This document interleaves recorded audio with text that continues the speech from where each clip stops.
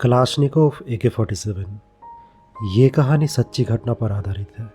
दुनिया की मशहूर गन AK-47 के निर्माता मिखाइल क्लाशनिकोव के जीवन के ऊपर, जो द्वितीय विश्व युद्ध में रशियन टैंक कमांडर थे, मगर जंग में बुरी तरह से घायल होने के बाद उन्होंने अपने देशवासियों के मदद के लिए 19वीं सदी की सबसे मशहूर गन AK-47 का निर्माण किया। AK-47 की तरह इस मूवी को भी दर्शकों द्वारा बहुत पसंद किया गया था। मूवी के शुरू में साल था 1941। सार्जेंट क्लाशनिकोव अपने टीम के साथ बैटल ऑफ ब्रायनशक में जर्मन सेना से युद्ध कर रहे थे, मगर दुर्भाग्यवश क्लाशनिकोव और उनके साथी जंग में बुरी तरह से घायल हो जाते हैं। आगे जाकर उनकी आंखें खुलती है रशियन सेवा केंद्र में। उन्हें पता चलता है उनके साथी अब दुनिया में नहीं रहे और उनका कंधा भी टूट गया था। इसलिए और कुछ घायल सिपाहियों के साथ उन्हें स्टेट हॉस्पिटल पर भेजा जा रहा था, लेकिन बीच रास्ते उनका गाड़ी खराब हो जाने के कारण एक कमांडर और क्लाशनिकोव पास के एक गांव से मदद मांगने जा रहे थे। जाते समय मिखाइल क्यूरियस होकर कमांडर के कंधे पर गन के बारे में पूछते हैं, सर क्या ये गन ठीक ठाक निशाना लगाती है? कमांडर बताते हैं, भगवान जाने, हम कुछ दिनों में इसे टेस्टिंग के लिए भेजेंगे। रूसी सेनाओं के पास आधुनिक हथियारों की कमी है, इस कारण फिलहाल हमें जंग में यही राइफल से काम चलाना होगा। उसके बाद दोनों जब पास वाले गांव के एक घर पर आते हैं, मगर उस घर में 3 जर्मन सिपाही पहले से ही आश्रय लिए हुए थे। कमांडर पहले 2 निहत्थे जर्मन सोल्जर को मार देते हैं, लेकिन तीसरे वाले को मारने से पहले उनका गन फायर नहीं करता। बदले में जर्मन सेना की एक बुलेट उनके सीने में लगती है, मगर लकीली मिखाइल उन्हें बैकअप देते हैं। मिखाइल दौड़कर कमांडर के पास आकर पूछते हैं, सर आप ठीक हो? कमांडर रिप्लाई देते हैं, ये गन बेवफा निकली, वक्त में काम नहीं आई। इस घटना के बाद जब वो दोनों मदद लेकर लौट रहे थे, मिखाइल कमांडर को बताते हैं क्रिटिकल वेदर कंडीशन की वजह से इस गन के मैगजीन में टेक्निकल फॉल्ट हुआ और ये फायर करते समय रुक गई। मिखाइल और कमांडर दोनों ही चिंतित थे अपने देश की सेनाओं के लिए। उसके बाद साल आता है 1942। 6 महीने हॉस्पिटल पर रहकर भी मिखाइल का कंधा ठीक नहीं हुआ था, इसलिए उन्हें घर भेज दिया जा रहा था। घर लौटते समय ट्रेन में उनकी जान पहचान और एक कमांडर से होती है। युद्ध के बारे में पूछने पर मिखाइल को पता चलता है सोवियत सेना आधुनिक हथियारों की खामियों से जंग में बुरी तरह से घायल हो रहे हैं। मिखाइल अपने आसपास घायल सैनिकों को देखते हैं, यहाँ तक कि कमांडर के भी 2 हाथ नहीं थे। मिखाइल उन्हें एक सबमशीन गन का डिज़ाइन दिखाते हैं, उसका फंक्शन बताते हैं। कमांडर बोलते हैं ये गन उनके सेनाओं के पास आने पर जंग का पासा पलट सकता है। मिखाइल उन्हें बताते हैं ये डिज़ाइन उन्होंने माताई पे बनाया था। वो पहले माताई लोकोमोटिव सेंटर पर काम करते थे, पर वहाँ से उन्हें बेदाखिल कर दिया जाता है। उसके बाद वो सोवियत आर्मी में दाखिल हुए। कमांडर उन्हें हौसला देते हैं गन के ऊपर काम जारी रखें।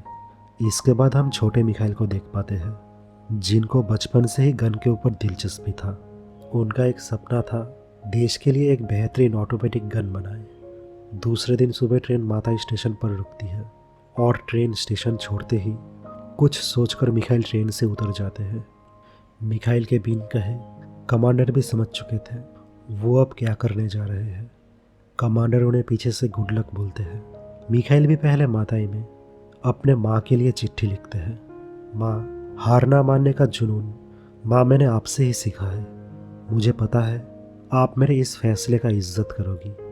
उसके बाद मिखाइल आकर मिलते हैं माताई लोकोमोटिव के प्रमुख अधिकारी पॉल एंद्रे के साथ। वो पहले भी उनके साथ काम कर चुके थे। मिखाइल उन्हें बताते हैं अभी भी मोर्चे पर हालत आम नहीं है। जर्मन सेना आज भी तकनीकों से लाज है और हम आज भी बेहतरीन हथियारों के लिए जूझ रहे हैं। हमारी लाल सेना को जीतने के लिए एक अच्छी मशीन की ज़रूरत है। मिखाइल उन्हें अपना गन का डिज़ाइन दिखाकर और भी बताते हैं इस बार मैं डिपो में लीगल तरीके से और सही चीज़ों के मदद से इस मशीन को बनाना चाहता हूँ। लेकिन पॉल एंद्रे उन्हें अर्जी नहीं देते, क्योंकि मिखाइल ने पहले भी यहाँ पर अधिकारियों से छुपाकर गन डिज़ाइन किया था, जिस वजह से मिखाइल को तो बेदखल कर दिया गया था और पॉल एंद्रे ने भी बड़ी मुश्किल से अपना पद बचाए थे। कड़ी शब्दों में नामंजूरी सुनकर मिखाइल वहाँ से चले जाते हैं, मगर इस बार वो हार नहीं मानने वाले थे। 2 दिन रेल स्टेशन पर इंतज़ार करके वो रशियन सेना के प्रमुख सचिव कर्नेल बासारोव से मिलते हैं और कर्नेल बासारोव उनका इरादा सुनकर उन्हें मंजूरी देते हैं माताई रेल डिपो में अपना गन डिज़ाइन करें। इसके बाद मिखाइल लोकोमोटिव के एक छोटे से कारखाने में अपना काम शुरू कर देते हैं। टूटे कंधे की वजह से उन्हें शुरुआती दिनों में काम करने में बहुत तकलीफ हो रहा था। वो पॉल एंद्रे से एक हेल्पर डिमांड करते हैं, लेकिन पॉल एंद्रे उन्हें कोई मदद नहीं करते। कुछ दिन गुजर जाने के बाद लोकोमोटिव के कुछ कर्मी मिखाइल का मेहनत देख उन्हें मदद करने के लिए खुद से ही आगे आते हैं। एक दिन मिखाइल अपने माँ को खत में बताते हैं उनका काम सही जा रहा है। वो देश के लिए एक ऐसा धनुष बना रहे हैं जो एक बार में 100 बाण छोड़ेगी। आगे जाकर उनका गन का मॉडल रेडी हो जाता है और टेस्टिंग के समय गन मिखाइल के उम्मीदों पर खरी उतरती है। इसके बाद मिखाइल गन को कर्नेल वासारोव को दिखाने आते हैं, मगर कर्नेल मोर्चे पर रहने की वजह से गन टेस्टिंग उनके जूनियर मेजर सेबास्टियन और उनके दोस्त एंद्रे कासुकोव करते हैं। दोनों ही काफ़ी हैरान थे। कारखाने में बनी इस गन की हर बुलेट निशाने को छूती थी। अगले दिन दोनों मिखाइल के तारीफ करने से नहीं रुकते, मगर उन्हें बताते हैं अगर तुम अपना गन का प्रोडक्शन शुरू करना चाहते हो तो तुम्हारे गन को नेशनल आर्म्स डिज़ाइन कंपटीशन जीतना होगा और प्रतियोगिता में हिस्सा लेने के लिए district commander of central Asia sir Pavel Kurbatin को बेशक तुम्हारा गन पसंद आना चाहिए। उसके बाद दिन आता है जब मिखाइल अपना गन पैवेल कुर्बातिन से टेस्टिंग करवाने वाले थे और लकीली पैवेल कुर्बातिन को भी गन में कोई खामियां नज़र नहीं आती। वो सिफारिश लेटर दे देते हैं मिखाइल को, मगर उन्हें बोलते हैं प्रतियोगिता में सिर्फ तुम्हारी गन अकेली नहीं होगी, वहाँ पर देश के और भी कंपनीज अपना गन लेकर आएंगे, तो समय रहते गन में और भी सुधार लाओ। उसके बाद साल आता है 1943। मिखाइल अपना गन लेकर गुलोटविन आर्म्स टेस्टिंग फैसिलिटी आते हैं। वहाँ पर वो पहले फैसिलिटी के प्रमुख कोलोनेल ग्लुकोव से मिलते हैं और कोलोनेल ग्लुकोव फैसिलिटी में उनके मदद के लिए डिज़ाइन इंजीनियर कैप्टन वैसली और उनके असिस्टेंट कैथिया से मिलाते हैं। कंपटीशन में गन का इंजीनियरिंग ड्राइंग भी सबमिट करना पड़ता था, जो मिखाइल को करना नहीं आता था, इसलिए कैथिया उन्हें ड्राइंग में मदद करती है और दोनों के बीच एक अच्छा बॉन्डिंग क्रिएट होता है। आगे दिन आता है कंपटीशन का, जहाँ पर मिखाइल की गन उम्मीदों पर खरी उतरने से चूक जाती है। फैसिलिटी से बाहर आकर मिखाइल फिर से मिलते हैं कुर्बातिन से। वो उन्हें बताते हैं प्रतियोगिता काफ़ी कठिन था, हर चुनौतियों का सामना उनकी गन सह नहीं पाई। लगातार फायर करते समय गन में ग्रिपिंग की प्रॉब्लम आ चुकी थी। मिखाइल उनसे इजाज़त मांगते हैं अगले साल प्रतियोगिता में भाग लेने के लिए उन्हें 1 साल तक उनके गन के लिए फंड दिया जाए, जिसमें कमांडर कुर्बातिन मंजूरी दे देते हैं। इस बार मेजर सेबास्टियन और एंद्रे कासुकोव मिखाइल के डिज़ाइन में उनकी मदद करते हैं। फिर साल आता है 1944। पहले फैसिलिटी में आकर मिखाइल कैथिया से शादी के लिए पूछते हैं, क्योंकि दोनों 1 साल से एक दूसरे से प्यार करते थे। और फिर प्रतियोगिता के दिन गन भी कमाल का प्रदर्शन करती है, मगर दुर्भाग्यवश मिखाइल का डिज़ाइन का सिलेक्शन नहीं होता, क्योंकि कंपटीशन में और एक मशहूर गन PPS-43 का सिलेक्शन हो जाता है, जो मिखाइल की तरह और एक प्रतिभाशाली व्यक्ति मेजर एलेक्सी सुदाइव का मॉडल था। इस बार की हार की वजह से मिखाइल क्लाशनिकोव उदास हो जाते हैं, लेकिन उन्हें डिज़ाइन इंजीनियर कैप्टन वेस्ली हौसला देते हैं। उन सबको मिखाइल के ऊपर भरोसा है और मिखाइल को भी इतनी जल्दी हार नहीं मानना चाहिए। मिखाइल फिर से 1 साल गन के ऊपर काम करते हैं। इस बार उन्होंने गन का डिज़ाइन चेंज कर दिया था और हम AK-47 का एक लुक देख पाते हैं। साल आता है 1945। मिखाइल तब कंपटीशन के लिए फैसिलिटी आ चुके थे, मगर कंपटीशन से पहले ऐलान होता है द्वितीय विश्व युद्ध खत्म हो चुका है। रशिया जर्मनी को हरा चुकी थी, इसलिए देश में खुशी का माहौल था। सभी कर्मचारी अपने काम से कुछ महीनों के लिए फुर्सत लेते हैं। इस वजह से 1945 में नेशनल आर्म डिज़ाइन कंपटीशन नहीं होता। मिखाइल को भी लग रहा था अब जंग खत्म हो चुका है, देश की सरकार को गन की ज़रूरत नहीं होगी। इस वजह से वो 1 साल गन के ऊपर काम नहीं करते। इसके बाद होता भी कुछ ऐसा ही है। 1946 में भी कोई कंपटीशन नहीं होता। मिखाइल के सामने अब ऐसा परिस्थिति आ जाता है वो समझ नहीं पा रहे थे क्या करेंगे। तब वो कैथिया के साथ रहते थे। एक रात कैथिया मिखाइल को सलाह देती है, आने वाले समय में देश को शांति बजाय रखने के लिए हथियारों की ज़रूरत होगी। तुम्हें एक बार कोलोनेल ग्लुकोव से बातें करना चाहिए। उसके कुछ दिन बाद मिखाइल कोलोनेल ग्लुकोव से आकर मिलते हैं और उनसे पूछते हैं कंपटीशन का भविष्य क्या है। आप जानते हो मुझे गन से बहुत उम्मीदें हैं।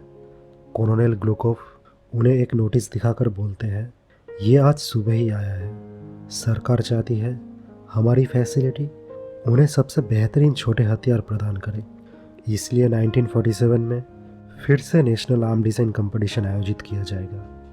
तुम अपने गन के ऊपर काम फैसिलिटी में रहकर कर सकते हो।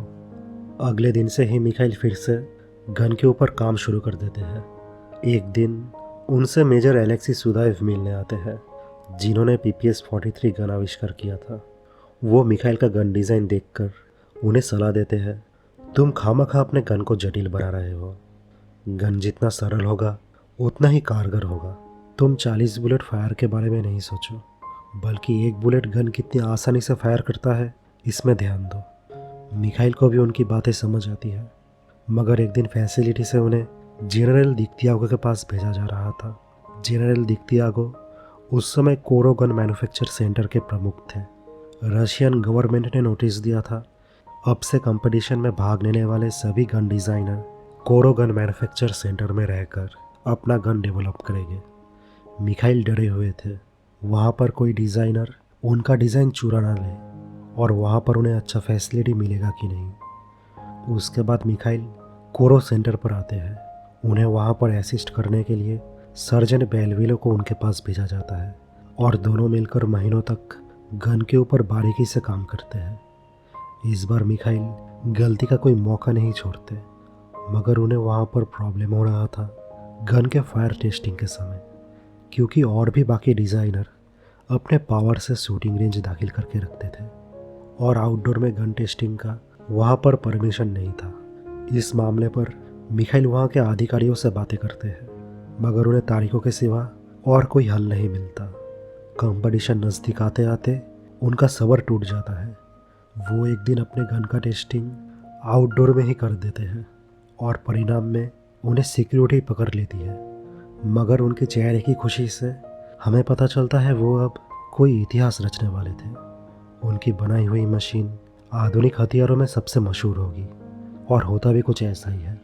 कंपटीशन के दिन उनके ओपोनेंट की गन्स वेदर टेस्टिंग राउंड में अपना फायर रोक देती है, मगर जब बारी आता है AK-47 का, गन कोई भी कंडीशन में अपना फायर नहीं रोकती। क्रिटिकल वेदर टेस्टिंग में भी गन मैगजीन की आखिरी बुलेट तक आराम से फायर करती है और long range auto fire mode में एक बुलेट भी निशाने से बाहर नहीं जाती। और 1947 नेशनल आर्म डिज़ाइन के विजेता मिखाइल कलशनिकोव को घोषित किया जाता है। इसके बाद साल आता है 1949। रशियन आर्मी AK-47 गन को अपने सबसे पसंदीदा असॉल्ट राइफल चुनते हैं और 1948 से 1949 एक साल में 2 लाख AK-47 का मॉडल बनाया जाता है। आने वाले सालों में उन्होंने AK-47 को डेवलप करके AKM और AK-74 बनाया था, जिनमें AK-47 और AKM गन की रशिया ने आज तक लीगली 200 करोड़ मॉडल बनाए हैं और इंटरनेशनल मार्केट पे बेचकर बहुत पैसे कमाए। सर मिखाइल क्लाशनिकोव को 1949 में उनके आविष्कार के लिए स्टेलन प्राइज़ और USSR स्टेट प्राइज़ दिया जाता है और 1958 में हीरो ऑफ सोशलिस्ट लेबर और hero of Russian federation award मिलता है। क्लाशनिकोव शुरुआती जीवन में इतने पढ़े लिखे व्यक्ति नहीं थे, मगर उन्होंने 1971 में टेक्निकल साइंस के ऊपर अपना डिग्री ख़त्म किया था